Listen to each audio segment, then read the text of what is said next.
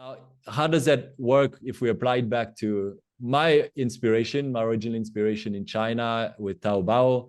What I found really interesting was that I interviewed some of the executives that were with Jack Ma at the very beginning, and they said that the number one KPI, operational KPI of the startup Taobao at the beginning was how many jobs are we going to be able to create. It wasn't about sending packages, selling subscriptions, etc. It was how many jobs can we create. And the idea here is that Taobao was kind of got that sense, you could say, you know, the sense of meeting the historical momentum of what was going on in China at the time. You know, China was in the process of lifting 800 million of people out of poverty, I think the number is now.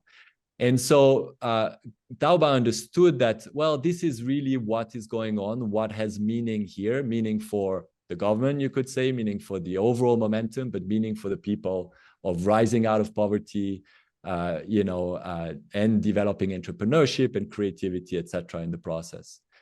So millions of jobs created. They also changed the culture of commerce, not just of e-commerce, but of commerce in terms of how people started to speak, relate to one another, integrated villages, rural villages into the economy.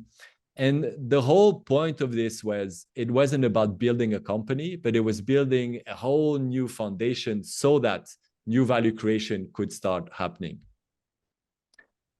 So now this inspired me to, kind of look at this. I mean, this to me is the story of empowerment, right?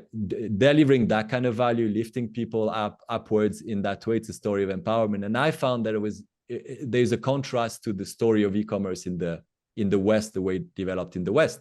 In the West, the context was different. You have a functioning economy, you have quite a highly performing economy, and then you add a digital layer on top of it. If you do that, you get a lot of efficiency.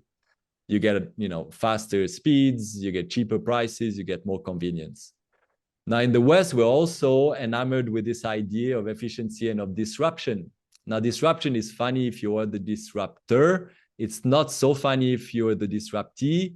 And it's also not very clear the disruption really creates value for the whole, for society as a whole, right? There's a lot of debates about that. So I like another word better. I like this word, up-ruption, better.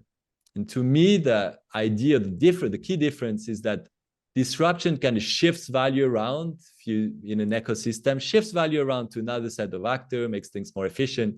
Whereas up-ruption lifts the whole field up, whatever it is that you're working on, if it's mobility, commerce, mental health, etc. So it's about getting to a higher version of what it is that you're working on while lifting people in the process and unlocking new value creation.